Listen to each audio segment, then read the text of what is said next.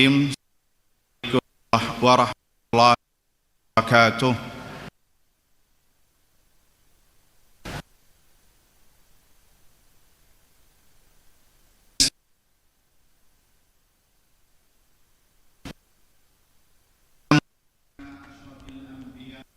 Mursalin Muhammadin sallallahu alaihi wasallam wa alihi wa tasliman katsiran. Allah ahla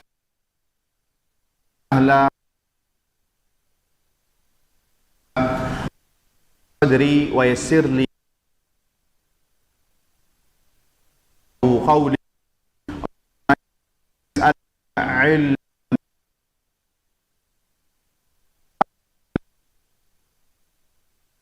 limna ma yanfa'una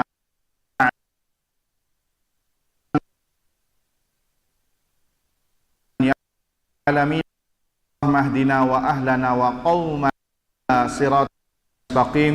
Allahumma aslih lana sya'nana kullah wa la takilna anfusina fata'a wa hawla wa la illa amma akhi al-ummah sunnah yang semoga dirahmati Allah subhanahu wa ta'ala. Alhamdulillah, kita panjatkan puji syukur kepada Allah subhanahu wa ta'ala yang telah memberikan kepada kita semua limpahan nikmat dan karunia, wabil khusus ni'matul iman wa ni'matul islam, nikmat kesehatan dan kesempatan, sehingga dengan izin subhanahu wa ta'ala kita bisa berkumpul kembali di salah satu rumahnya dalam rangka bertafaqquh fi mempelajari ilmu agama Allah subhanahu wa ta'ala. Semoga apa yang kita lakukan ini sebagai pertanda Allah menginginkan kebaikan untuk kita semua di dunia dan di akhirat. Allahumma amin. Sebagaimana Nabi sallallahu alaihi wasallam bersabda, man yuridillahu bihi khairan yufaqihu fid din. Barang siapa yang dikehendaki baik oleh Allah, maka Allah akan fahamkan urusan agamanya. Semoga kita masuk di dalam hadis yang mulia ini. Allahumma amin. Salawat serta salam kita haturkan kepada Nabi kita Muhammad sallallahu alaihi wasallam, kepada keluarganya, kepada para sahabatnya, dan yang setia meniti di atas sunnahnya hingga hari kiamat kelak. Allahumma amin. Akhwati wal ummahat MTA Sunnah yang semoga dirahmati Allah subhanahu wa ta'ala, masih pembahasan 1 bulan yang lampau 3 hal yang apabila dilakukan akan mendapatkan cinta dari Allah subhanahu wa ta'ala, dan 3 hal yang apabila dilakukan akan mendapatkan kebencian dari Allah subhanahu wa ta'ala. Dan ini diambil dari hadis yang mulia yang insyaallah saya bacakan ulang ya. Dan pada pertemuan yang lampau baru 2 poin yang kita bahas. 2 poin baru kita bahas, kemudian ditutup dengan soal wal jawab. Soal dan jawab karena waktu yang terbatas. Oleh karenanya maka izinkan kita semua melanjutkan pembahasan yang 1 bulan yang lampau, sehingga mudah-mudahan catatan 1 bulan yang lalu itu masih ada sehingga bisa dilanjutkan. Akhwati wal ummahat yang semoga dirahmati Allah subhanahu wa ta'ala, sebelum melanjutkan kami bacakan ulang hadisnya, yang dimana dari hadis ini kita mengambil tema 3 hal yang dicintai dan 3 hal yang dibenci. An Abi Hurairah radhiyallahu ta'ala anhu qala Rasulullah sallallahu alaihi wasallam, dari Abu Hurairah semoga Allah meridainya mengatakan, qala Rasulullah sallallahu alaihi wasallam, Nabi sallallahu alaihi wasallam bersabda, innallaha yardha lakum thalatha wa yakrahu lakum thalatha. Sesungguhnya Allah meridai untuk kalian 3 hal dan membenci kalian 3 hal pula. Kemudian Nabi melanjutkan, fayardha lakum an ta'buduhu wa la tusyriku bihi syai'a. Allah meridai kalian yang pertama engkau beribadah hanya kepadanya, dan yang kedua tidak mempersekutukannya sedikit pun, berbuat syirik kepada Allah Subhanahu wa ta'ala. Wa an ta'tasimu bihablillahi jami'an wa la tafarraqu. Yang ketiga, hendaknya kalian berpegang teguh dengan Allah Subhanahu wa ta'ala dan tidak bercerai-berai. Ya. Kemudian Nabi SAW melanjutkan, wa yakrahu lakum, dan Allah membenci kepada kalian terhadap 3 perkara. Qila wa qal, menyebarkan berita yang belum benar kebenarannya, yang belum valid akan kebenarannya. Wa kathrata as-su'al, banyak bertanya terhadap hal yang tidak bermanfaat tentunya. Dan yang ketiga, wa idha'atal mal, menghambur-hamburkan harta. Akhwati fid din wal ummahat wal ikhwah al-ikhwatal kiram, a'azzani Allah wa iyyakum.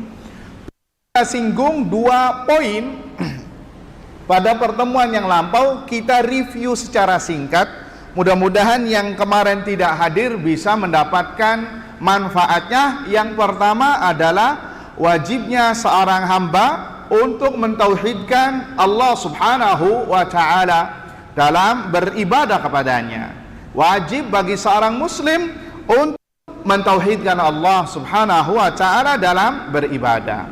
Karena pernah kita sampaikan, tauhid ini merupakan pondasi agama Islam. Tidak akan tegak agama Islam ini kecuali dengannya. Ibarat bangunan ini, pondasinya inilah. Paling bawah ini pondasi, yakni tauhid. Nanti salat adalah tiangnya.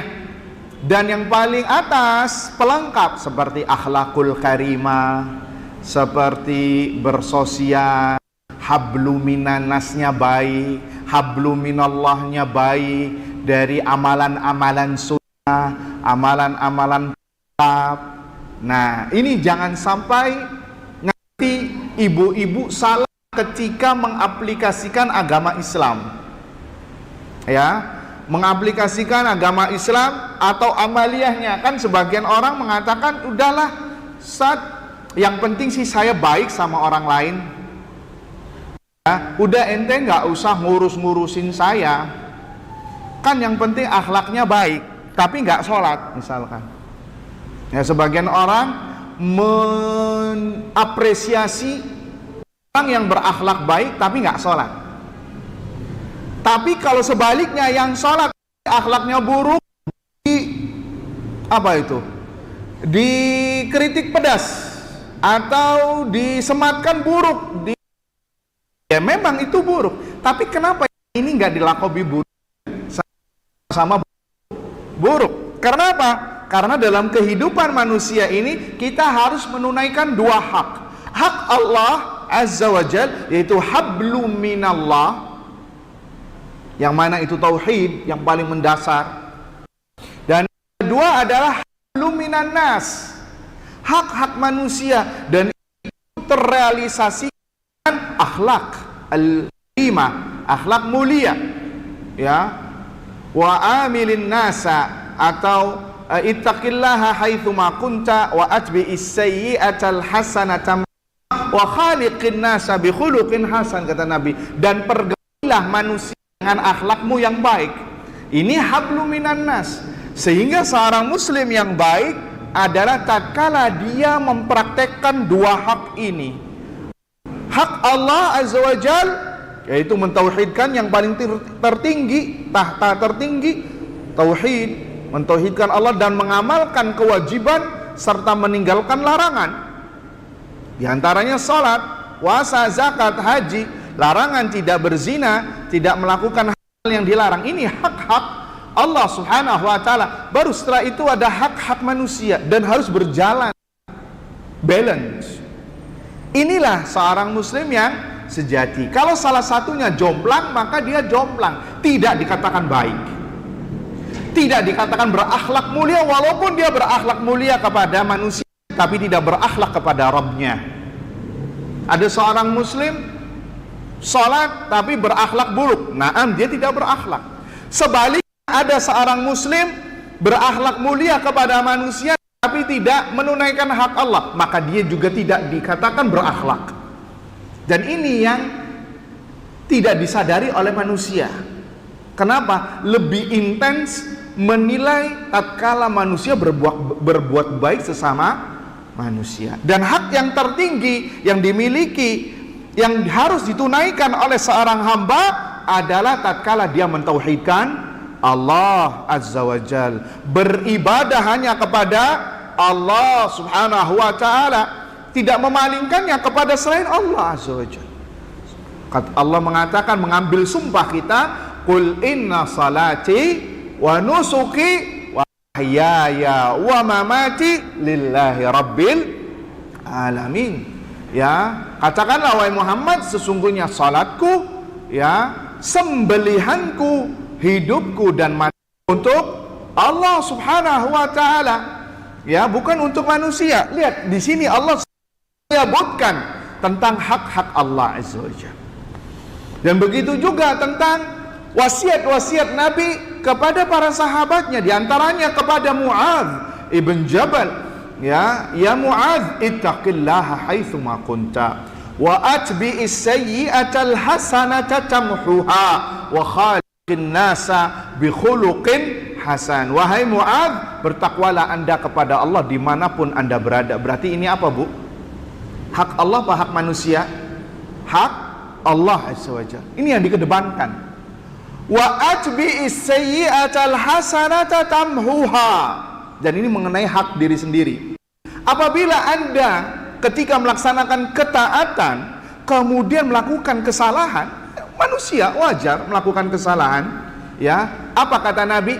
Wa atbi'is sayyi'atal hasanata tamhuha. Dan iringilah kesalahanmu dengan kebaikan, niscaya kebaikan itu akan menggugurkannya, alias Anda berhenti dari kesalahan, bertobat kepada Allah Azza wa Jal, dan lakukanlah amal saleh, kembali lagi kepada ittaqillah, bertakwalah kepada Allah Subhanahu wa ta'ala, yang kita tahu makna perintahnya dan menjauhi larangannya. Tuh lihat, maka dengan Anda kembali lagi bertakwa, akan digugurkan dosa-dosanya. Ini masih berkaitan dengan hak Allah Azza wa Jalla. Baru setelah itu Nabi mengatakan wa khaliqin nasa bi khuluqin hasan, dan pergaulilah manusia dengan akhlakmu yang baik. Ini seorang muslim yang teladan, yang harus mendapatkan reward dari Allah Subhanahu wa ta'ala. Ini muslim sejati yang diinginkan oleh Allah dan Rasulnya sallallahu alaihi wasallam. Jangan sampai jomplang. Kalau jomplang berarti Anda pun jomplang kualitasnya, masih butuh dibenahi. Kalau Anda sering menghadiri majelis taklim tapi hobinya hobi yang buruk masih tetap dilakukan, ghibah, menggunjing, namimah, ngadu domba, berdusta, memfitnah, mencela, mengutuk, melaknat, maka masih perlu diperbaiki lagi kinerja keimanan dan ketakwaannya. Masih ada yang salah. Walaupun Anda sudah hijrah, karena hijrah tidak hanya manis di bibir, akan tetapi butuh yang namanya aplikasi, butuh yang namanya amaliyah, praktek, sehingga membenarkan apa yang Anda omongkan, yaitu saya sudah hijrah, saya sudah bertaubat kepada Allah Subhanahu wa ta'ala. Ikhwani fid din, azani Allah wa iyyakum. Sehingga dari sini kita bisa tahu hak yang paling tertinggi yang wajib ditunaikan oleh seorang hamba adalah mentauhidkannya, mentauhidkan Allah Subhanahu wa ta'ala, ya, memalingkan seluruh ibadah hanya kepada Allah. Salat kita, puasa kita, zakat kita, haji kita, umroh kita, ya, birrul walidain, berbakti kepada orang tua, menyembelih, meminta tolong, meminta pertolongan, berdoa hanya diberikan kepada Allah Subhanahu wa ta'ala, jangan diberikan kepada selainnya. Dan pernah kita bahas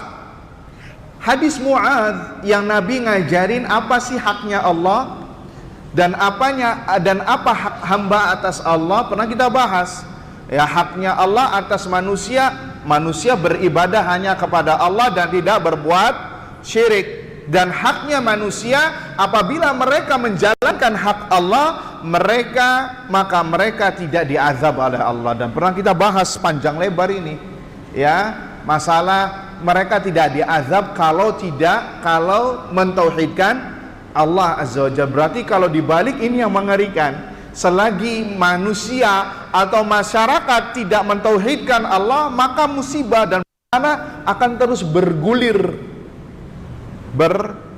terus berdatangan, apalagi di akhir tahun, di awal tahun. Iya apa tidak? Ya, masih banyak ya bencana-bencana yang datang karena maksiat terbesar dilakukan di akhir tahun dan di awal tahun adalah tatkala mereka melakukan sesuatu yang berlawanan dengan tauhid, yang mengatakan Allah punya anak, udah gitu yang mengatakannya manusia, dan disambut, digayung, diberi gayung oleh orang-orang muslim, mengucapkan salam, merayakan juga gimana Allah tidak murka. Dan pernah kita bahas dalam surat Maryam ayat 91, ya, takadus samawatu yatafattarna minhu wa tanshaqqul ardu wa takhirrul jibalu hadda an da'u lirrahmani walada wa ma yanbaghi lirrahmani an yattakhidha walada. Ya, hampir-hampir langit, bumi dan gunung runtuh akibat omongan manusia yang mengatakan Allah punya anak. Dan tidaklah pantas Ar-Rahman, Allah yang Maha Pemurah, memiliki anak. Ini lihat, Allah Azza wa Jalla bersabar atas hinaan manusia, ya, atas hinaan manusia, dan itu diucapkan akhir tahun dan di awal tahun. Sehingga apa yang terjadi? Ya, lihat, mirip seperti yang diceritakan oleh surat ini, Maryam 91, gunung meletus di akhir tahun, banjir bandang di akhir tahun, tsunami, gempa bumi masifnya di akhir tahun. Iya apa tidak? Karena kemaksiatan berpusat di akhir tahun dan di awal tahun. Itu yang terjadi. Nas'alullah salamat wal afiyah. Sehingga para ulama mengatakan dari Nabi Nuh alaihi salatu wassalam sampai Nabi kita Muhammad, semuanya berkutat masalah tauhid, memurnikan, mengajak manusia untuk kembali kepada Allah Azza wa Jalla. Semua dakwah para nabi, ibu-ibu sekalian, dari Nabi Nuh sampai Nabi Adam sampai Nabi Muhammad, itu semuanya mengajak tauhid. Semuanya. Para nabi berbeda-beda, tapi inti ajarannya sama. Inti ajarannya sama. Dan seluruh pengikut para nabi, mereka adalah kaum muslimun. Ya, pengikutnya Nabi Musa itu mereka adalah muslimun pada zaman Nabi Musa. Pengikutnya Nabi Isa, mereka adalah orang-orang muslim pada zaman Nabi Isa. Ya, adapun setelah datangnya Nabi Muhammad sallallahu alaihi wasallam dan mereka ingkar, maka mereka tidak dikatakan muslim lagi, akan tetapi orang-orang kafir. Muslim yang mana mereka masih mengikuti ajaran nabinya. Ya, dan Nabi kita Muhammad penutup para nabi dan para rasul, sehingga agama-agama mereka pun mau tidak mau harus mengikuti ajaran Nabi Muhammad. Makanya Nabi Isa nanti akan turun di akhir zaman, karena seorang muslim meyakini Nabi Isa tidak wafat. Ya, nah ini juga kita bahas lagi nih. Ya, ada perayaan wafatnya Isa Al-Masih, dan keyakinannya seorang muslim Nabi Isa sudah wafat apa belum? Belum. Tapi alangkah bodohnya tatkala seorang muslim mengatakan selamat hari raya mereka tentang wafatnya Isa Al-Masih. Ini menyelisih apa yang ia yakini. Dan Nabi Isa turun pada akhir zaman sebagai pengikut Nabi Muhammad sallallahu alaihi wasallam, bukan seorang nabi. Ketika Nabi Isa turun di akhir zaman yang akan menumpas Dajjal, ini bagian dari silsilah iman kepada hari akhir. Di antaranya tanda-tanda hari kiamat, ada hari kiamat kecil, tanda hari kiamat kecil, ada tanda hari kiamat besar di antara tanda hari kiamat besar, munculnya Imam Mahdi, keluarnya Dajjal, turunnya Isa ibn Maryam, dan turunnya Nabi Isa bin Maryam untuk dalam rangka di antara tugas beliau adalah membunuh Dajjal, Al-Masih Ad-Dajjal, ya. Dan beliau menjadi seorang muslim yang menyeru manusia untuk kembali kepada Al-Quran dan sunnah Nabi SAW, beragamakan agama Islam, bermanhajkan dengan manhaj Nabi, bermetodekan dengan metode Nabi, menghidupkan sunnah Nabi SAW, seorang muslim. Dan dia da'i yang menyeru kepada agama Islam, kepada sunnah Rasulullah SAW, dan kelak beliau akan meninggal dan akan dikafani sesuai dengan agama Islam, disalatkan dan dikuburkan di kuburan kaum muslimin. Ini akidah seorang muslim. Akidah seorang muslim. Jadi wajib, inti poinnya adalah wajib untuk mentauhidkan Allah Subhanahu wa taala. Oleh karenanya maka seorang muslim wajib untuk mempelajari tauhid sebelum mempelajari yang lainnya. Wajib, Ibu. Ada nih di pengajian ibu-ibu harus ada satu pembahasan masalah tauhid. Jangan masalah adab terus atau masalah akhlak terus. Itu bagus, iya. Tapi harus ada pembahasan intens tentang apa? Akidah. Agar kita melek tentang akidah kita, agar kita tahu penyelewengan akidah di sekitar kita, dan mungkin kita melaksanakannya tanpa sadar karena belum mengetahuinya. Karena ini adalah modal utama kita berjumpa dengan Allah Subhanahu wa ta'ala. Kemudian pelajaran yang kedua, menjauhi syirik, lawan dari tauhid. Dan itu wajib, harus mempelajari syirik untuk tidak terbendung. Karena seseorang tidak bakal bisa menjauhi sesuatu kalau dia tidak mengetahuinya. Faham apa tidak? Kita tidak bakal bisa menjauhi sesuatu yang dilarang kecuali kita membahas sesuatu tersebut, karena ini larangan. Ya, dalam peribahasa Arab dikatakan, atau perkataan ulama, araftu syarra la li syarri lakin li tawaqqihi faman lam ya'rifil khaira minasyarri yaqa'u fihi. Aku mengetahui keburukan bukan untuk melaksanakannya, akan tetapi untuk membentengi diri agar tidak terjerembab di dalamnya. Barang siapa yang tidak bisa membedakan antara kebaikan dari keburukan, niscaya dia akan terjerembab dalam keburukan. Bisa dipahami? Barang siapa yang tidak bisa membedakan antara kebaikan dari keburukan, maka dia akan terjerembab dalam keburukan tersebut. Kita kasih permisalan. Barang siapa yang nggak tahu syirik, barang siapa yang tidak tahu mana tauhid, mana syirik, maka dia akan terjerembab dalam kesyirikan karena nggak tahu. Dan banyak kaum muslimin terjerembab dari kesyirikan. Obatnya, permasalahannya karena dia jahil, nggak mau mempelajari kesyirikan, nggak mau mempelajari tauhid. Barang siapa yang tidak tahu mana sunnah, mana bid'ah, maka dia akan terjerembab dalam bid'ah tanpa ia sadari. Barang siapa yang tidak tahu mana halal dan mana haram, maka dia akan terjerembab dalam hal yang haram tanpa ia sadari. Kenapa? Nggak tahu. Barang siapa yang tidak mengetahui hakikat riba dari perniagaan yang dihalalkan, transaksi yang dihalalkan, maka dia akan terjerembab dengan riba, dalam riba tanpa ia sadari. Dan itu survei membuktikan. Ya, transaksi kita banyak tercium aroma riba karena kita nggak mempelajari masalah fikih muamalat, misalkan masalah riba dalam praktek jual beli kita dan lain sebagainya. Nah, makanya penting ibu-ibu sekalian untuk membahas masalah kesyirikan secara intens.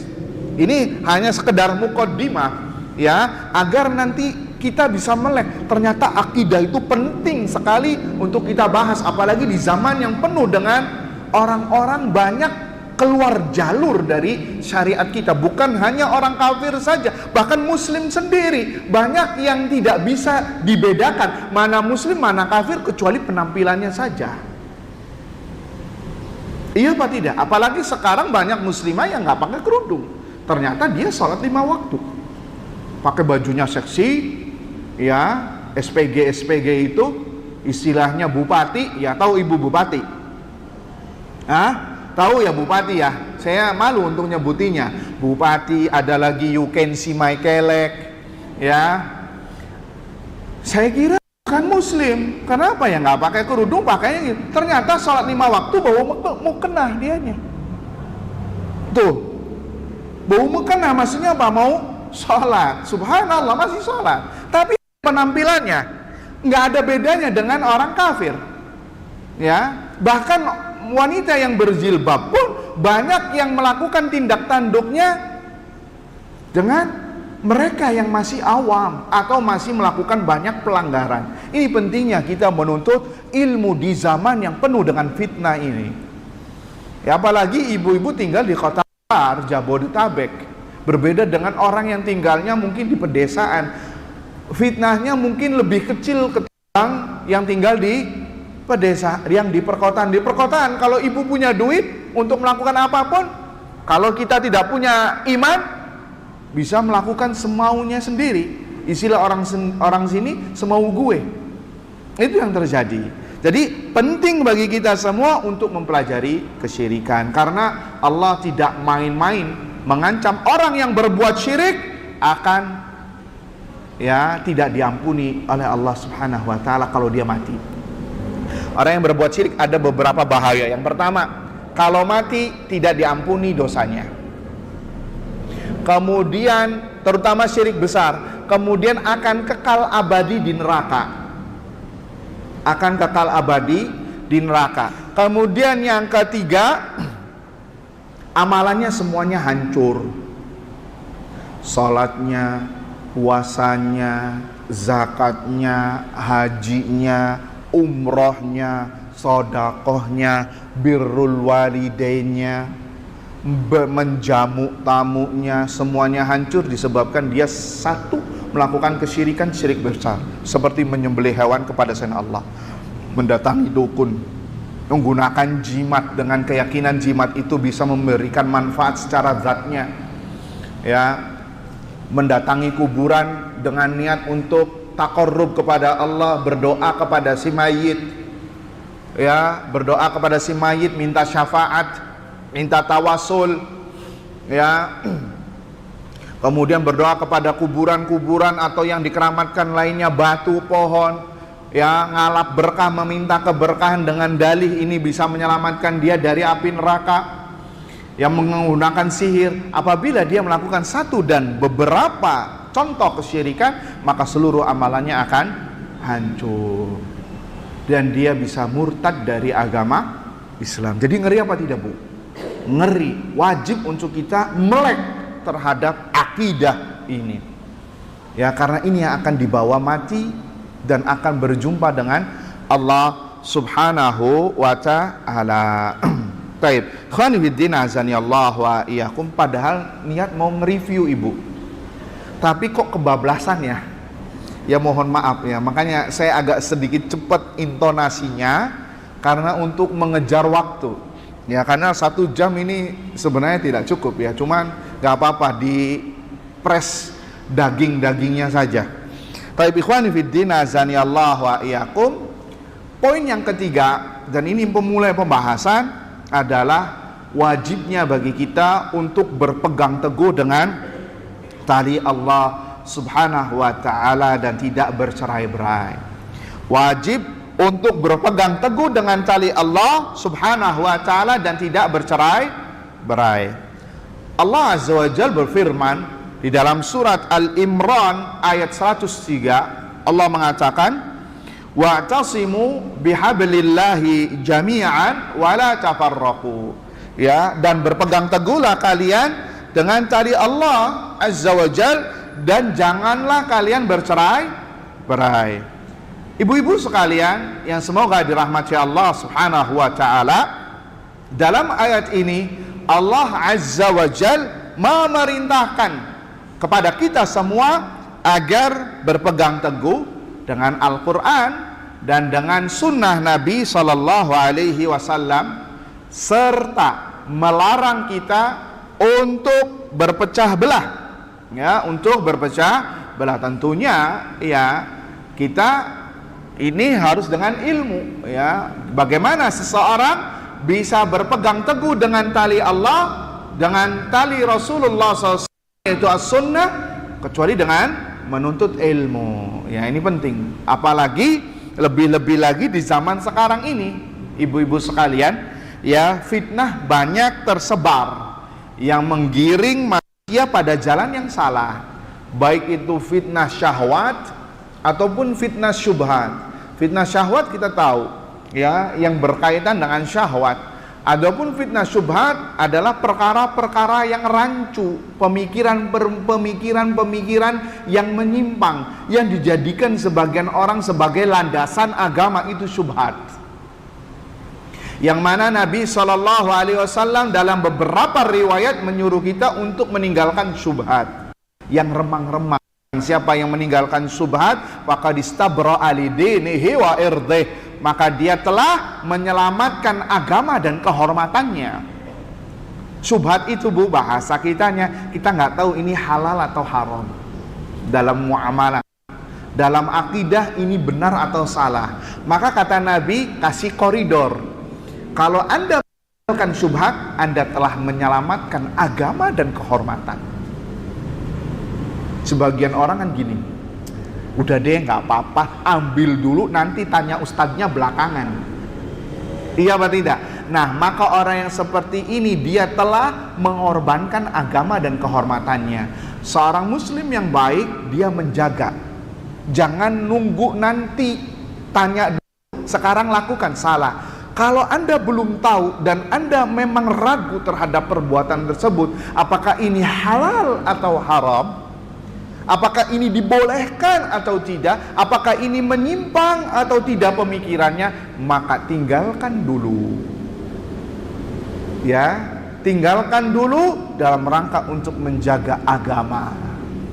Karena yang paling mahal yang dimiliki oleh seorang muslim dan muslimah adalah apa? Ad-din, agama. Dunia kalau hilang bisa dicari lagi, Bu. Tapi kalau agama yang hilang, musibah. Musibah. Makanya Nabi pernah berdoa, ya wala taj'al musibatana fi dinina. Ya Allah, jangan jadikan musibah kami menimpa agama kami. Karena ini yang mahal. Modal. Antum tahu kalau pedagang, kalau nggak dapat untung minimal apa? Modalnya balik, iya apa tidak? Minimal modalnya balik. Tapi ini gimana kalau modalnya sudah ternodai, sudah terkurangi, bahkan terkuras habis? Nah, ini musibah. Tatkala seorang hamba meninggalkan syubhat, maka dia sedang menjaga agamanya. Bukan nanti tanya dulu, sekarang lakukan. Itu namanya mengikuti syahwat, mengikuti syubhat. Ya, terlebih di zaman kita sekarang banyak sekali fitnah-fitnah yang menyambar, ya, yang menggiring orang, yang menggiring kita untuk melakukan perbuatan yang menyimpang, yang salah, sehingga tidak ada jalan lain untuk menangkal fitnah-fitnah tersebut, ibu-ibu sekalian, kecuali dengan berpegang teguh dengan Al-Quran dan sunnah Nabi SAW dengan pemahaman yang benar, yaitu pemahaman para sahabat Nabi SAW, pemahaman para tabi'in dan tabi'ut tabi'in, atau biasa disingkat dengan pemahaman para salafus salih. Ya, karena kalau Anda memahami Al-Quran dan sunnah dengan pemahaman sendiri, bisa salah. Tapi sahabat sudah dapat rekomendasi dari Allah Azza wa Jalla, dari Nabi SAW. Mereka sudah menjadi orang yang selamat, maka kita ikuti mereka agar bisa selamat juga. Jadi ini fitnah agar kita, ya, kalau kita ingin selamat, pegang Al-Quran dan sunnah. Caranya dengan apa? Ya belajar. Sampai kapan? Sampai kita wafat. Wala tamutunna illa wa antum muslimun, kata Allah. Dan janganlah kalian mati kecuali dalam keadaan berislam, berserah diri kepada Allah. Dan kita tidak bisa berserah diri kepada Allah kecuali dengan ilmu. Makanya menuntut ilmu hukumnya wajib, bukan sunnah. Menuntut ilmu agama hukumnya apa? Wajib. Selagi Anda muslim, muslimah, apapun kedudukan Anda, profesi Anda, dokter kah, insinyur kah, ya arsitek kah, pedagang kah, pembisnis kah, jika Anda muslim wajib untuk menuntut ilmu agama, karena Nabi pernah menyampaikan talabul ilmi faridatun ala kulli muslim. Menuntut ilmu agama adalah kewajiban bagi setiap muslim. Yang namanya wajib apabila ditinggalkan berdosa, dan apabila dilakukan mendapatkan pahala. Apapun itu, ya. Naam, menghadiri majelis ilmu hukumnya sunnah. Menghadiri majelis ilmu hukumnya sunnah. Tapi menuntut ilmu agama hukumnya wajib. Menuntut ilmu agama bukan di majelis ilmu saja, ya. Seperti anda sekolah misalkan, ya. Tapi sekarang rata-rata nggak sekolah, sudah menjadi ibu rumah tangga, ya. Mungkin satu-satunya adalah menghadiri majelis ilmu. Sehingga menghadiri majelis ilmu, Anda dengan menghadiri majelis ilmu, satu-satunya Anda menuntut ilmu agama, maka bisa jadi menghadiri majelis ilmu hukumnya wajib bagi Anda. Karena ini berbeda antara satu orang dengan orang lain.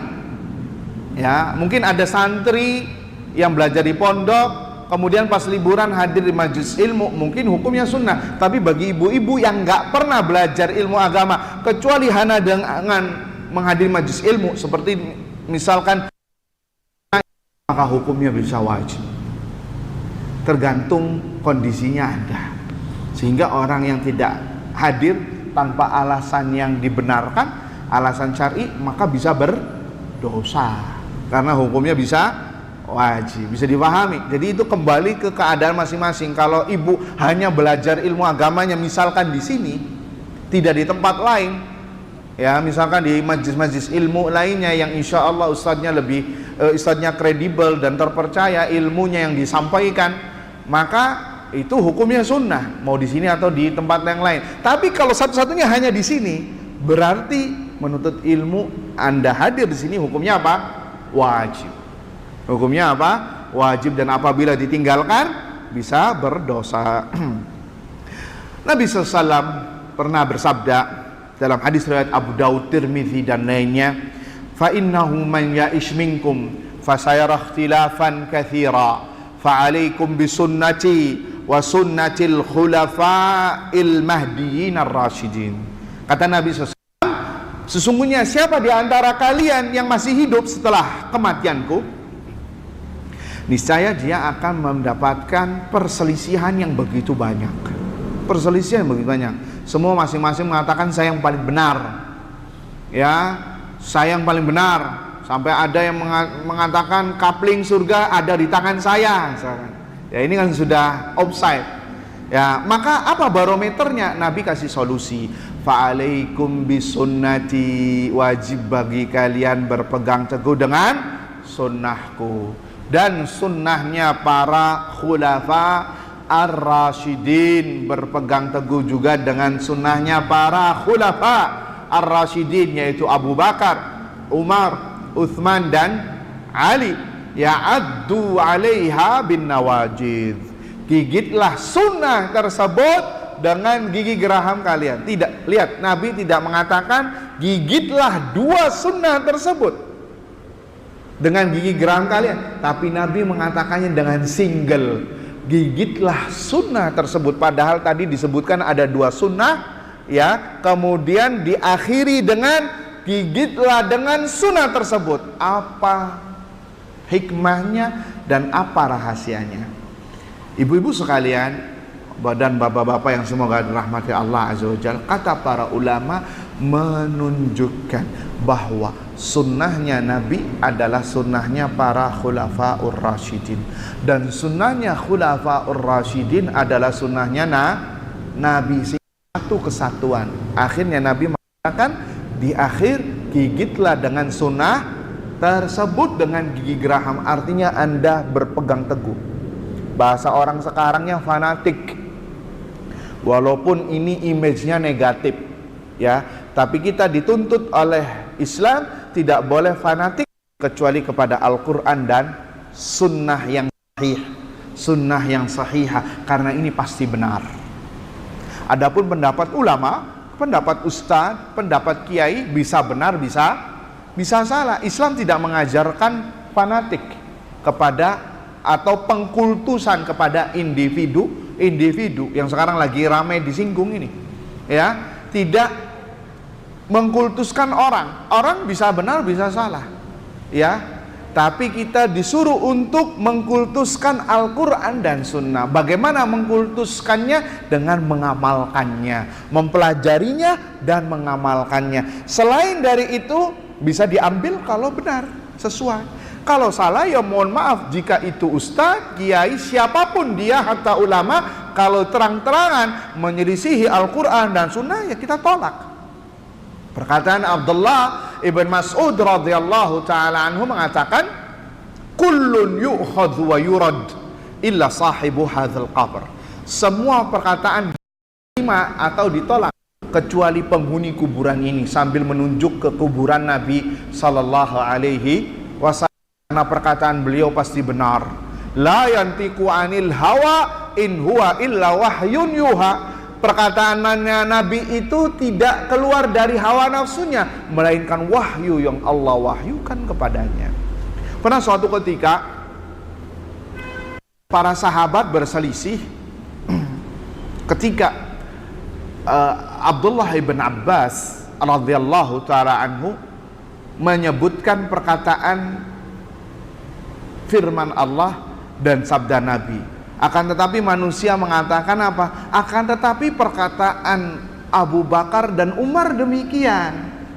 Maka Abdullah bin Abbas marah, kemudian naik mimbar sambil mengatakan, yushiku an tanzila alaikum hijaratun minas sama. Aqulu qala Allah wa qala Rasul wa taquluna qawla Abi Bakrin wa Umar. Hampir-hampir langit ini menghujani kalian dengan hujan batu. Aku mengatakan kepada kalian qala Allah wa qala Rasul, dan sabda Nabi sallallahu alaihi wasallam, akan tetapi kalian malah berdalil perkataan Abu Bakar dan Umar. Tuh lihat. Padahal kita meyakini Abu Bakar dan Umar adalah manusia terbaik setelah Rasul sallallahu alaihi wasallam di umat ini, dan paling berpegang teguh dengan sunnah Nabi sallallahu alaihi wasallam. Tetapi ketika perkataan mereka, misal ini sebagai permisalan, tidak sinkron dengan perkataan Allah dan Rasulnya, ini sebagai barometer. Lihat, hatta Abu Bakar dan Umar jika memang sinkron atau tidak sama dalam satu permasalahan dengan perkataan Allah dan Rasulnya, maka yang harus dikedepankan siapa? Allah dan Rasulnya. Nah, bagaimana lagi dengan orang-orang zaman sekarang yang terang-terangan menyelisihi perintah Allah dan Rasulnya, banyak melariskan dagangannya dengan bid'ah, dengan hal-hal yang baru dalam agama. Kemudian saya sih mengikuti guru saya saja, pasti benar. Maka Anda telah terjatuh dalam fanatisme yang dilarang oleh Allah dan Rasulnya sallallahu alaihi wasallam. Jatuh kepada pengkultusan individualisme sebagaimana yang terjadi pada umat-umat terdahulu atau orang-orang yang sekarang menyimpang dari agama Islam. Jadi Islam itu menuntut kita untuk hanya tunduk kepada Al-Quran dan Sunnah. Adapun selainnya maka dijadikan barometer. Barometernya Al-Quran Sunnah, ditimbang ini sesuai apa tidak. Dan itu harus butuh ilmu, butuh belajar, butuh bertanya kepada mereka yang dipercaya mumpuni antum mengambil ilmunya darinya. Taib, ikhwani fiddin, azani Allah wa iyyakum. Kalau bahas poin ini ibu bisa sampai zuhur ini, ya, karena memang banyak hal-hal yang harus dibincangkan. Tapi penting bagi kita untuk mengambil dagingnya, kita hanya mengambil kebenaran, patokannya adalah Al-Quran dan Sunnah dengan pemahaman para sahabat. Dan itu kita tidak bisa tahu kecuali dengan belajar. Adapun perkataan yang lain itu hanya menopang saja. Jika benar dan jika salah ya mohon maaf, kita harus berlapang dada menerima menolak tersebut, walaupun yang mengucapkannya adalah guru kita misalkan, atau ustadz yang selama ini terpandang dengan ilmunya. Ya, wallahu ta'ala a'lam. Ikhwani fiddin, azani Allah wa iyyakum. Inilah 3 hal yang apabila kita laksanakan, maka Allah akan meridhoi kita, mentauhidkan Allah azza wajal. Kemudian yang kedua, tidak berbuat syirik, dan yang ketiga adalah berpegang teguh dengan tali Allah subhanahu wa ta'ala. Baik, sekarang 3 poin berikutnya. 3 hal yang apabila dilakukan akan mendapatkan kebencian dari Allah subhanahu wa ta'ala. Yang pertama adalah qila wa qal, menyebarkan berita yang tidak jelas kebenarannya. Ya, menyebarkan berita yang tidak jelas kebenarannya. Apalagi sekarang kita zaman medsos, zaman gampang men-share berita, ya, tanpa cross check terlebih dahulu, ya, sering broadcast berita ke banyak grup, ke banyak personal, ke japri, bahkan seringkali kita ini memblokir orang karena hobinya suka men-share berita yang nggak jelas. Baru kenalan sehari minta gantian nomor, oke, saya simpen. Ternyata hobinya ngirim-ngirim berita yang nggak jelas, bahkan berita-berita yang disematkan kepada Nabi, yang dinisbatkan kepada Nabi, hadis, dan ternyata hadisnya palsu, hadisnya dhaif. Orang seperti ini kudu di delkon. Tahu delkon ibu? Delete kontak, ya, karena bikin megelin, ya. Subhanallah, apalagi yang di-share adalah berita hadis Nabi SAW. Hati-hati, nanti kita bisa dikatakan berdusta atas nama Nabi Sallallahu Alaihi Wasallam. Nabi Sallallahu Alaihi Wasallam mengatakan, man kadzaba alayya muta'ammidan falyatabawwa maq'adahu minan nar. Barang siapa yang berdusta atas namaku, kata Nabi SAW, maka hendaknya dia mengambil tiket tempat duduknya di neraka jahanam. Ngeri. Berdusta atas nama Nabi itu tidak sama dengan berdusta dengan selain Nabi.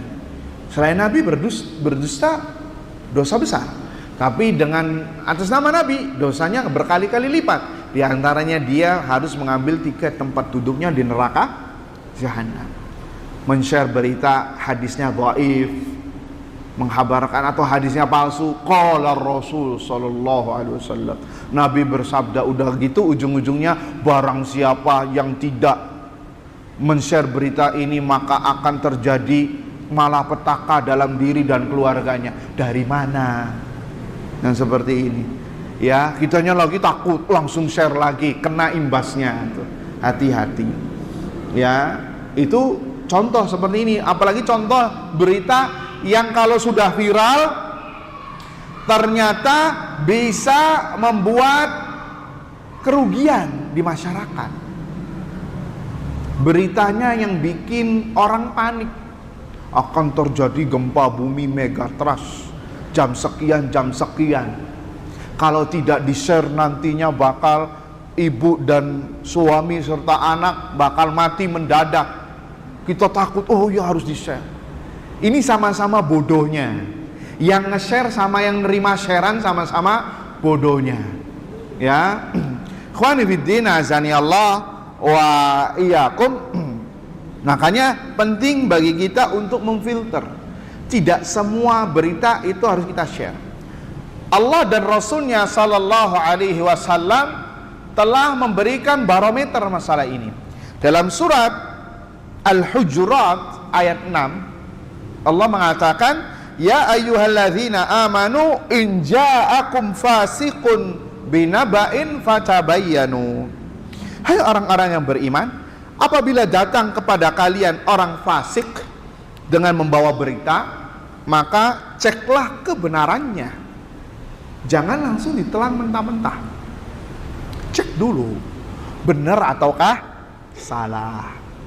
Kalau benar, coba di cross check lagi, ini ada manfaatnya ataukah tidak. Sekiranya ada manfaat, silakan. Tapi kalau tidak ada manfaat, bahkan isinya madarat, ngapain? Anda yang akan mendapatkan dosa. Men-share berita atau video ada orang yang tersingkap auratnya, atau lawakan-lawakan yang tidak ada anfaedahnya, bahkan isinya dusta, ibu malah mendapatkan dosa walaupun mungkin isinya tidak ada berita dan lain sebagainya. Ya, hati-hati. Jadi cross check terlebih dahulu, tidak langsung asal plat latah.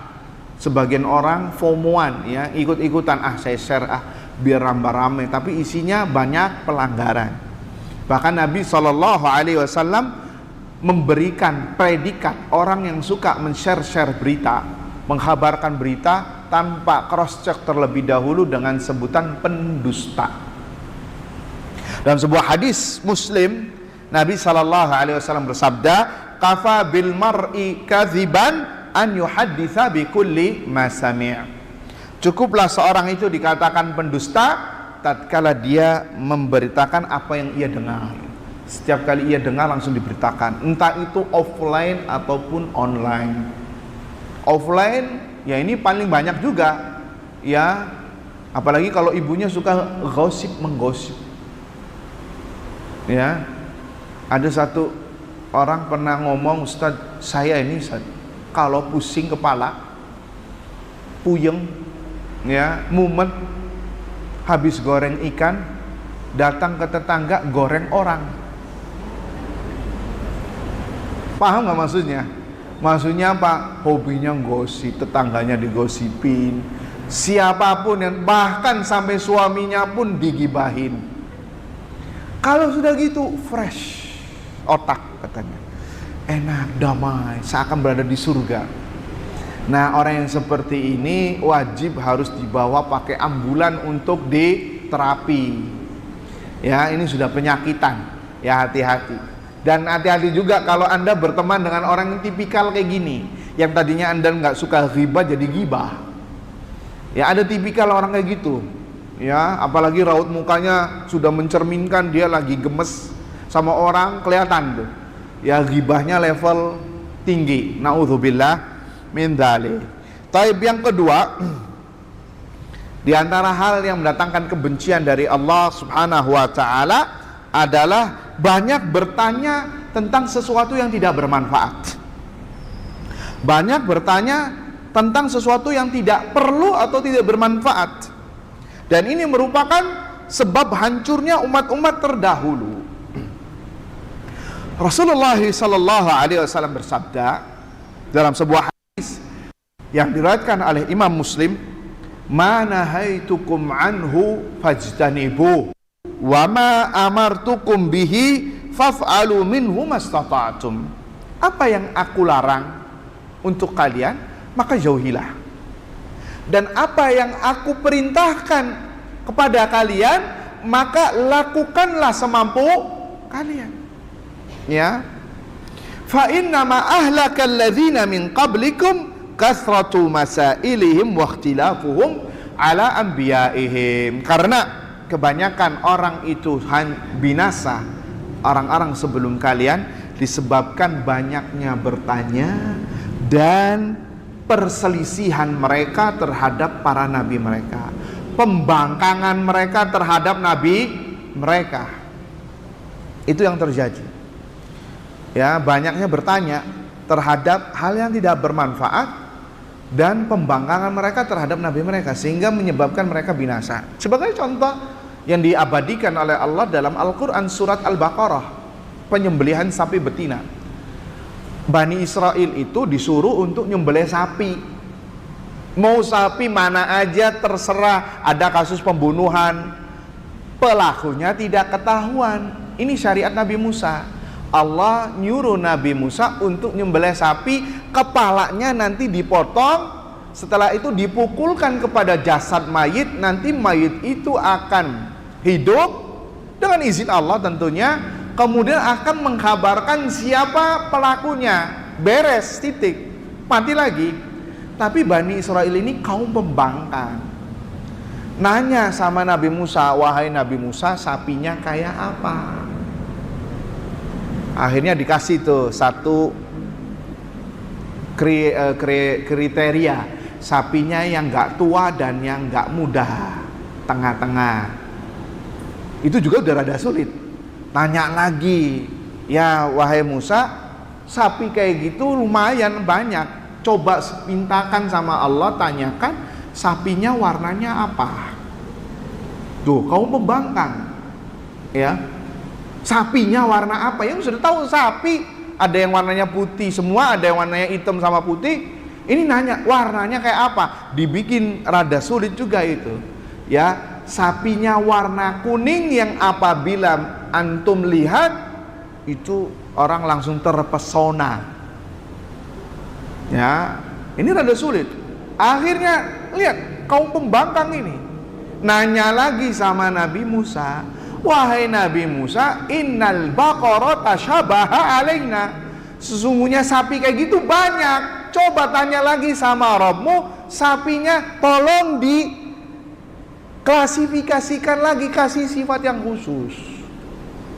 Makanya sama Allah dikasih yang susah. Oh kayak gitu. Akhirnya dikasihlah kriteria sapinya yang gak boleh bajak sawah, yang gak boleh berladang, yang gak punya cacat sama sekali, setelah ditambah syarat-syarat tadi. Tuh, apa kata Allah? Fadzabahuha wa ma kadu yaf'alun. Mereka akhirnya bisa menyembelih sapi tersebut setelah kesusahan, dan hampir-hampir mereka gak bisa melakukannya. Kenapa? Banyak bertanya ibu-ibu, yakni bertanya yang anfaedah, yang tidak ada faedahnya, yang tidak melahirkan untuk bisa diamalkan. Sebagian penuntut ilmu juga kayak gitu. Nanya untuk apa? Ngetes ustadznya, atau pengen supaya dikatakan A dan B, atau bertanya sesuatu yang mustahil. Sesuatu yang mustahil. Sampai ada yang bertanya, Ustadz, kalau di bulan sholatnya ngadep kemana kiblatnya? Ini sesuatu yang mustahil. Ustadz, kalau di bulan nanti kiblatnya menghadap kemana? Maka dijawab sama ustadz tersebut, ya sudah, nanti kalau antum sampai ke bulan terlebih dahulu, WA saya, telepon, nanti saya kabarkan. Artinya untuk mengajarkan kepada orang ini, jangan bertanya tentang sesuatu yang tidak ada manfaatnya sama sekali. Mirip seperti Bani Israel, tanya terhadap hal-hal yang bermanfaat. Makanya sebagian lagi ada yang mengatakan, Ustaz, hikmahnya disyariatkannya ibadah ini itu apa? Apa sih faedahnya? Kenapa wudhu itu muka dulu, kenapa nggak kaki dulu? Kaki kan yang paling kotor. Kenapa sholat itu maghrib 3 rakaat, isya 4 rakaat, subuh 2 rakaat? Kok kenapa sholat subuh yang paling afdal, kenapa nggak 4 rakaat? Nah, ini pertanyaan Bani Israel. Para sahabat tidak ada yang bertanya seperti ini. Ketika Nabi SAW memberikan syariat atau menghabarkan syariat, tidak ada yang mengatakan, ya Rasulullah, apa hikmahnya? Ya Rasulullah, kenapa demikian? Tidak, semuanya mengatakan sami'na wa ata'na. Itulah seharusnya seorang muslim. Ketika datang perintah Allah dan perintah Rasul, harus mengatakan sami'na wa ata'na, gak usah banyak tanya yang tidak bermanfaat. Ya, tidak orang seperti zaman sekarang, apa nih faedahnya? Sampai dikritisi hadisnya, sampai dikritisi dalilnya karena tidak sesuai dengan syahwat perutnya, karena tidak sesuai dengan keyakinannya selama ini, sampai hadisnya pun dikritisi, ditakwilkan. Nah, ini nggak benar, bukan seorang muslim yang sejati. Lihat surat Al-Ahzab ayat 36. Allah Azza wa Jalla mengatakan, ya, memberikan kepada kita barometer seorang muslim ini harus nurut sama perintah Allah dan perintah Rasulnya sallallahu alaihi wasallam. Wa ma kana lil mu'minin wala mu'minatin idza qadallahu wa rasuluhu amran an yakuna lahumul khiyaratu min amrihim. Tidaklah pantas, tidaklah patut bagi mukmin dan mukminah, laki-laki dan wanita yang mukmin, ya, apabila Allah dan Rasulnya sallallahu alaihi wasallam telah menetapkan satu ketetapan, ya, kemudian mereka memilih jalan yang lain, mengambil contoh yang lain, mengambil cara beribadah yang lain, syariat yang lain. Wa man ya'sillaha wa rasulah faqad dhalla dhalalan mubina. Barang siapa yang bermaksiat, yang membangkang perintah Allah dan perintah Rasulnya sallallahu alaihi wasallam, maka sungguh dia telah sesat dengan sesat yang jauh. Sebagai contoh kasus masalah warisan, ya, antuna perempuan dapat satu, laki-laki dapat dua. Nggak mau pakai cara Islam, pakai cara negara aja, misalkan gono gini, saya dapat banyak misal. Nah, maka dia menyelisihi surat Al-Ahzab ayat 36. Karena apa? Mengikuti syahwatnya, hawa nafsunya. Oh, saya nggak bisa Ustaz pakai jilbab, gerah dan lain sebagainya, masih mending pakai baju biasa aja deh. Anda berarti tidak dikatakan sebagai mukmin dan mukminah yang sejati. Karena mukmin dan mukminah yang sejati pasti tunduk dan patuh terhadap perintah Allah Subhanahu wa taala. Ibaratnya gini, Bu. Ibu kerja di perusahaan, ya. Kerja di perusahaan, Andanya nggak nurut sama peraturan perusahaan. Kira-kira bakal lama nggak Ibu tinggal di situ? Bakal lama nggak? Tinggal nunggu hari. Mungkin akan datang SP1, SP2 sehingga keluar dipecat tanpa tidak hormat. Nah, itu sesama manusia. Gimana dengan peraturan Allah? Kita ini milik Allah. Kalau kita lagi musibah ngomongnya apa? Inna lillahi wa inna ilaihi rajiun. Tatkala Anda melanggar aturan Allah, membangkang, syukur-syukur Allah masih mendiamkannya. Lah kalau Allah hitung-hitungan dengan kita gimana? Sebagaimana perusahaan tadi hitung-hitungan dengan Anda karena Anda nggak nurut. Allah masih ngasih napas gratis, masih ngasih makan gratis, masih memberikan kesehatan gratis, masih memberikan kepada Anda fasilitas dunia, masih bisa ikut pengajian, tapi masih hobinya membangkang terhadap perintah Allah. Hati-hati. Jangan sampai nikmat kita dicabut gara-gara pembangkangan kita terhadap ketentuan Allah Subhanahu wa ta'ala. Oleh karenanya maka wajib bagi seorang muslim untuk mematuhi perintah Allah dan perintah Rasulnya sallallahu alaihi wasallam. Taib. Satu poin terakhir dan ini kita tutup adalah 3 hal yang apabila dilakukan akan mendapatkan kebencian dari Allah Subhanahu wa ta'ala adalah menghambur-hamburkan harta di dalam hal yang tidak bermanfaat. Menghambur-hamburkan harta di dalam hal yang tidak bermanfaat. Karena harta merupakan amanat dari Allah Subhanahu wa ta'ala yang nanti pada hari kiamat akan dimintai pertanggungjawabannya. Nanti akan dimintai LPJ, lembar pertanggungjawabannya, akan dihisab dan akan ditanya, dan masing-masing kita akan ditanya sama Allah. Laisa bainaka wa bainahu turjuman, kata Nabi. Tidak ada perantara, tidak ada penerjemah antara Anda dengan Allah Azza wa Jalla. Akan Allah ngajak bicara. Ada yang satu diumbar di hadapan publik, ada yang hanya dengan Allah saja ditutup, berduaan. Ya, di antara yang ditanya adalah tentang harta. Dalam sebuah hadis Rasulullah sallallahu alaihi wasallam bersabda, "La tazulu qadama 'abdin yaumal qiyamati hatta yus'ala an arba'." Tidak akan bergeser 2 kaki seorang hamba pada hari kiamat sampai ditanya 4 perkara. Dalam riwayat lain 5.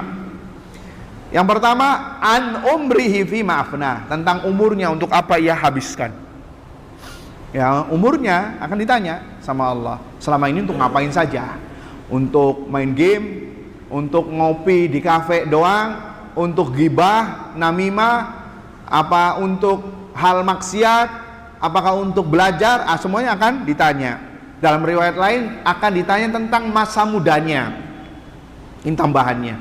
Tentang masa mudanya akan ditanya, ya, karena masa muda itu masa puncak. Ya, masa puncaknya manusia akan ditanya sama Allah. Wa an jasadihi fima ablah, tentang jasadnya untuk apa ia gunakan. Untuk berada di jalan yang benar atau melangkahkan kakinya ke jalan yang salah, semuanya akan ditanya. Jasadnya, matanya, telinganya, panca inderanya, tangannya, semuanya akan ditanya.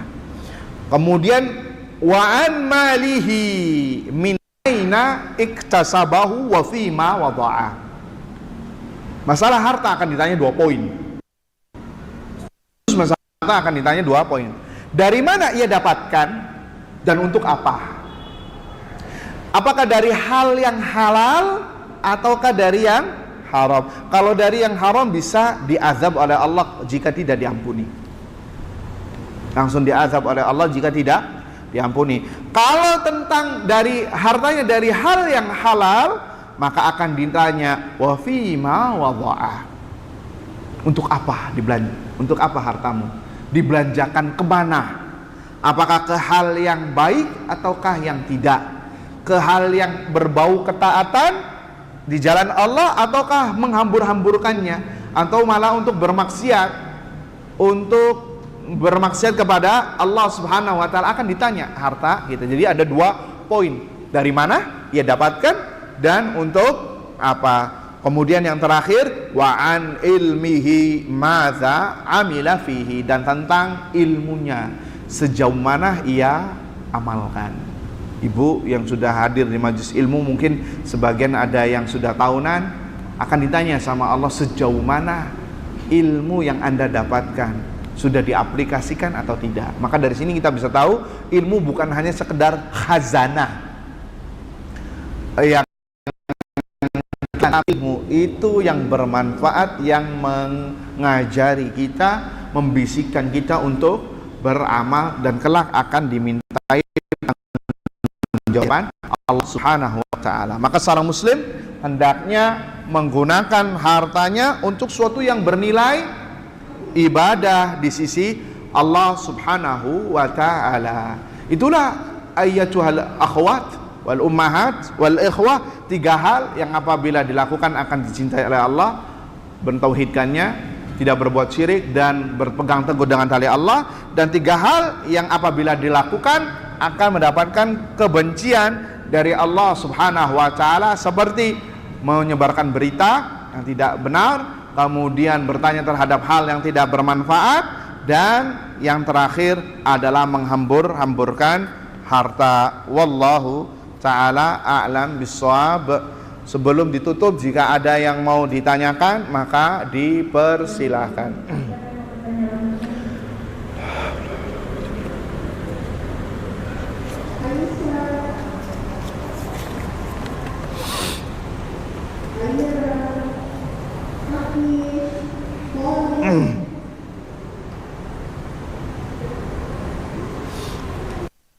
Assalamualaikum warahmatullahi wabarakatuh. Ustadz, bagaimana jika ada seorang yang selalu mengulang dosa yang sama? Dia ghibah, menggunjing, ngadu domba, walau dia sudah minta maaf berulang-ulang juga. Apakah orang tersebut salah? Apakah orang tersebut salah satu ciri orang yang dibenci oleh Allah Subhanahu wa ta'ala? Jazakallah khairan wa iyyak. Masalah dosa, ayyuhal ikhwah, nanti insyaallah kalau ada pertemuan kesempatan berikutnya kita akan membahas tentang bagaimana seorang bisa bertaubat, taubat yang nasuha, yang mudah-mudahan bisa mendapatkan ampunan dari Allah Subhanahu wa ta'ala. Apabila dosanya itu berkaitan dengan manusia, maka taubatnya dia harus meminta maaf. Harus meminta maaf, karena dosa itu dibagi menjadi 2. Ada dosa yang berkaitan dengan hak Allah, maka cukup baginya bertaubat kepadanya dengan tidak mengulanginya dan menyesali perbuatan serta berazam untuk tidak mengulanginya. Adapun jika dosanya berkaitan dengan manusia, maka wajib bagi dia untuk menambahkan satu syarat lagi, wajib meminta maaf atau mengembalikan haknya jika itu materi. Ya, seperti datang kepada fulan, saya dulu pernah mencuri HP-mu. Ya, apakah engkau sudi memaafkan saya? Oh ya, saya maafkan. Tapi kalau dia mengatakan saya maafkan dan tolong ganti ruginya, maka wajib bagi dia untuk menggantinya atau mendatangkan dengan semisalnya. Nah, itu berkaitan jika dosanya hak yang materi. Tapi kalau non materi seperti ghibah, menggunjing, mencela, memfitnah, berdusta atas namanya, maka wajib bagi dia untuk meminta maaf. Wajib bagi dia untuk meminta maaf. Ya, kalau dosanya berulang-ulang ya terus dia meminta maaf. Ya, meminta maaf. Kalau orang berbuat dosa terus, apakah ini ciri Allah membencinya? Wallahu alam, ini perkara gaib. Tapi kata para ulama disebutkan, dan ini bagian dari hadis Nabi SAW, ciri ahlun nar dan ciri ahlul jannah, ciri penduduk surga dan ciri penduduk neraka itu dilihat dari amaliyahnya walaupun tidak memvonis. Disebutkan ya, kalau ciri ahlu surga, ahlul jannah, dimudahkan untuk selalu beramal saleh dan sulit untuk berbuat maksiat. Sehingga kalau berbuat maksiat itu hatinya takut dan bergetar sehingga tergerak untuk baginya bertobat kepada Allah Subhanahu wa taala. Ini mudah-mudahan yang disebutkan di berbagai riwayat, ini ciri orang yang ahlus sa'adah, orang yang berbahagia. Dan ciri orang yang syaqawah, orang yang sengsara, dimudahkan untuk bermaksiat dan sukar untuk berbuat kebaikan. Kayak itu mudah sekali untuk berbuat maksiat dan tidak ada merasa bersalah. Nah, maka khawatir orang yang seperti ini adalah ciri orang-orang yang syaqawah, yang sengsara. Maka apabila Anda berbuat dosa, kemudian tergerak hati Anda untuk bertobat, maka di satu sisi inilah Anda memuji Allah. Mudah-mudahan ya Allah, saya termasuk ahlus sa'adah. Kenapa? Hati saya nggak nyaman ketika berbuat dosa. Ketika ghibah, langsung hatinya tuh kayak menangis, menjerit. Ya, pertanda Anda ini sedang keluar jalur. Ibarat kereta anjlok dari relnya, nggak bisa bergerak. Ibarat ikan keluar dari airnya, nggak bisa bertahan lama. Sehingga tergerak untuk memperbaiki diri, meminta maaf, dan untuk tidak mengulanginya kembali. Berbeda dengan orang yang gampang ghibah, namimah, ngadu domba, mencuri, nilep harta orang, ngutang gak bayar. Maka ini khawatir orang yang seperti ini ciri-ciri orang yang asyaqawah, yang sengsara. Kalau mati susah nantinya di hari kiamat. Banyak yang menghujat dia nanti di hari kiamat, waliyadzu billah. Fadhal, silakan. Waalaikumsalam. Apa? Tips atau mungkin apa yang sekiranya kita bisa amalkan untuk bisa menghindari dosa-dosa yang tidak terasa, Ustaz. Dosa-dosa yang siap di dalam hati seperti itu, atau dosa-dosa yang kadang hanya Allah dan kita yang tahu, Ustaz. Itu sangat sulit sekali dihindari. Mungkin harus diberikan amalan-amalan dari Ustaz sehingga kita bisa menghindarinya, Ustaz. Nah, bismillah. Saya ada orang tua saya sudah sepuh, Ustaz. Usianya sudah 91 tahun. Berapa? 91. Masya Allah. Dia banyak sekali mengamalkan amalan-amalan yang ada orang tua yang terdahulu, Ustaz. Yang saya lihat itu sesuai dengan sunnah. Tapi belum dia sudah tidur, Ustaz. Jadi saya juga sulit untuk menerangkannya, gitu, Ustaz. Bagaimana sikap kita sebagai anak untuk ini semua, Ustaz? Nah, barakallahu fikum. Ini pertanyaannya untuk satu kajian berikutnya, Ibu, ya jawabannya nih, Masya Allah. Tapi saya singkat, bagaimana tips agar kita ini bisa istiqomah, mungkin ya, bisa istiqomah di jalan Allah Subhanahu wa taala, dan agar tidak gampang terkena dosa atau gampang mudah terjerembab dalam dosa, atau hal-hal yang bisa menodai iman kita tanpa kita sadari. Yang pertama, ayyuhal ikhwah, ya dengan belajar. Menuntut ilmu agama ini cara yang nomor satu. Belajar ilmu agama, wabil khusus belajar ilmu akidah. Paling utamanya akidah, karena agama itu macam-macam tingkatannya.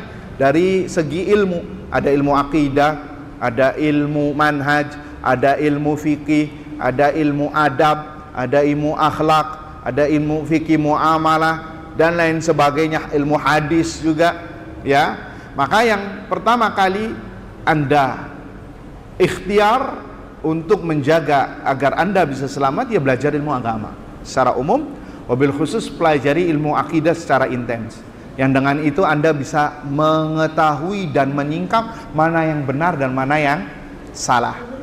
Kemudian yang kedua, banyak berdoa.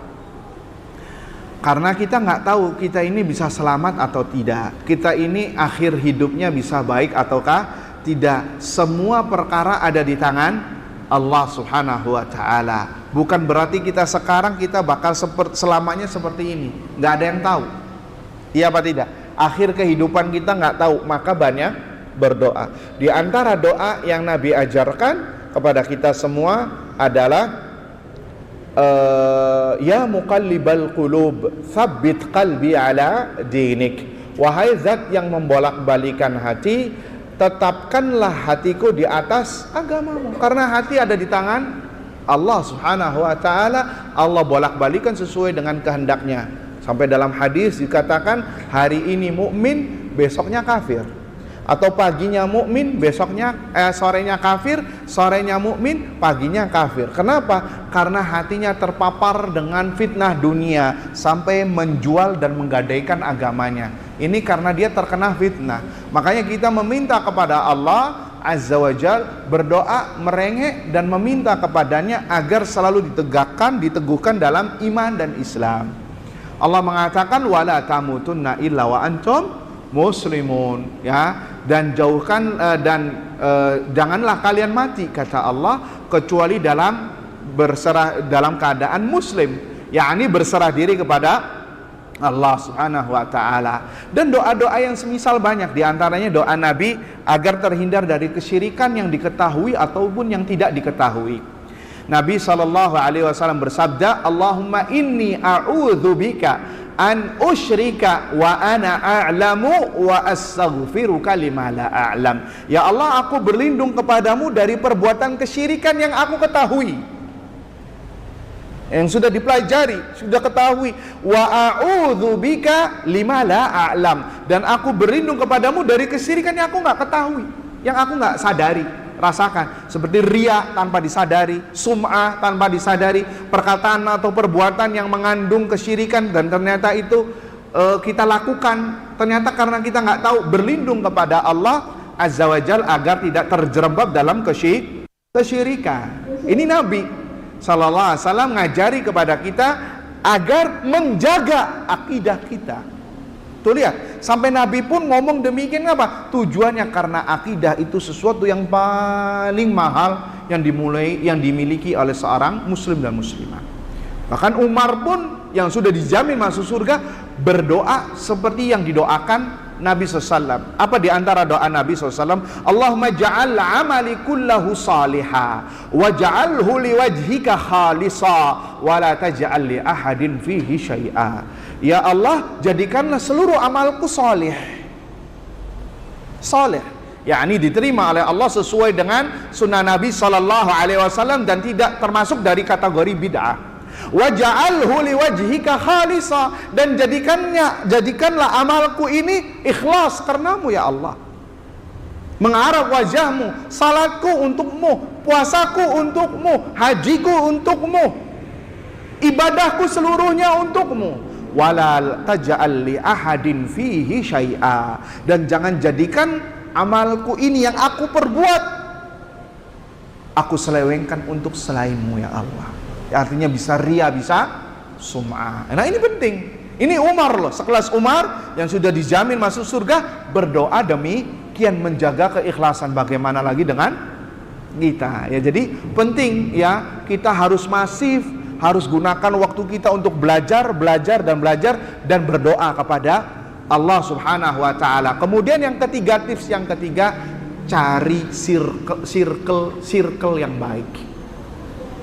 Teman yang baik. Karena di antara sebab yang menggelincirkan orang ke jalan yang salah karena teman yang buruk. Lihat Abu Talib, gak jadi masuk surga, gak jadi masuk Islam, paman Nabi Sallallahu Alaihi Wasallam. Disebabkan kenapa? Circle-nya buruk. Siapa? Abu Jahal dan Abu Lahab. Padahal ada ponakannya Nabi SAW yang ngajarin untuk masuk Islam di sakaratul mautnya. Ya ammi qul la ilaha illallah kalimatan uhajju biha indallah. Wahai pamanku, katakanlah la ilaha illallah, kalimat ini yang akan aku bela nanti kepadamu di hadapan Allah. Nanti akan saya bela kamu dengan kalimat ini. Ternyata gak mau ngomong, pengen ngomong la ilaha illallah, samping kirinya ada dua iblis, yaitu Abu Jahal dan Abu Lahab yang berwajahkan manusia. Ha ya Aba Talib, atarghabu an millati abikum Abdul Muttalib? Apakah ente mau murtad dari agama bapakmu Abdul Muttalib? Akhirnya nggak jadi lagi. Ngomong ke kanan, ada ponakannya ngomong yang senada, ya diem. Langsung ditimpali oleh circle-nya yang buruk, sampai akhirnya mati dalam keadaan dia berada di agama Abdul Muttalib. Akhirnya masuk penghuni neraka dan gak jadi masuk surga. Kenapa? Karena circle yang buruk, teman yang buruk, lingkungan yang buruk. Lingkungan itu termasuk yang mempengaruhi agama seseorang. Makanya banyak riwayat hadis Nabi menyuruh kita untuk mencari teman yang baik. Ya, almar'u ala dini khalilihi falyanzur ahadukum man yukhalil, kata Nabi. Agama seseorang itu tergantung temannya, maka lihat kepada siapa dia bergaul. Kalau temannya baik, insya Allah akan menggiring kepada kebaikan. Tapi kalau temannya buruk, hobinya ghibah, namimah, yang tadinya nggak pernah ghibah sekarang jadi kebiasaan. Dan teman itu pasti menular, ibu. Ibu yang sebagai contoh kasus, ibu nggak suka ketawa terbahak-bahak, nggak suka kalau ketawa mesem, ya senyum. Karena bergaul sama teman yang kalau ketawa mulutnya kayak anaconda, ya, maka lambat laun akan demikian tanpa disadari. Itu sebagai contoh kasus teman itu menular. Kalau temannya baik akan menularkan kepada kebaikan. Kalau temannya buruk maka akan menularkan keburukan. Begitupun juga andanya akan menularkan kepada dia. Makanya dalam peribahasa Arab, as-sahibus sahib, sahib itu menarik. Kalau sahib yang menarik kepada kebaikan akan menarik kepada kebaikan, keburukan akan menarik kepada keburukan. Maka tiga poin ini, menuntut ilmu, berdoa, dan mencari circle yang baik, maka itu akan mudah-mudahan akan menjadikan dia tetap istiqomah, ya, berjuang, dia istiqomah di jalan Allah Subhanahu wa ta'ala. Adapun poin kedua tentang ibu yang sudah pikun, ya, karena kalau sudah pikun ini memang rata-rata susah, ya susah untuk bisa merubah yang selama ini ia yakini. Maka wallahu ta'ala alam, Anda lakukan semampu ibu saja. Yang bisa dilakukan, yang tiga dan yang tidak bisa, maka mohon ampunkan kepada Allah Azza wa Jalla untuk ibu antum, ya, dan istighfar. Dan istighfarnya anak itu akan sampai kepada orang tuanya, nggak akan sampai. Jangan nunggu mendoakan orang tua itu kalau sudah meninggal saja, salah. Mendoakan orang tua itu wajib bagi anak, entah itu orang tuanya masih hidup, terlebih jika dia sudah meninggal, dan itu termasuk birrul walidain. Wallahu ta'ala a'lam bishawab. Waktunya sudah selesai. Ini pertanyaan masih banyak, ya.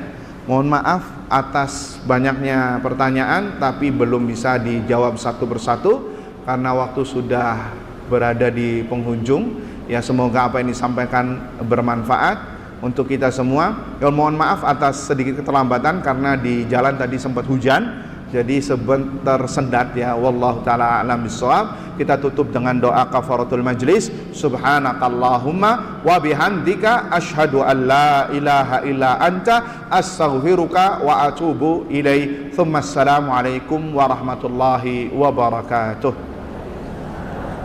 Jazakallahu khairan wa barakallahu fikum. Masya Allah, syukran semuanya.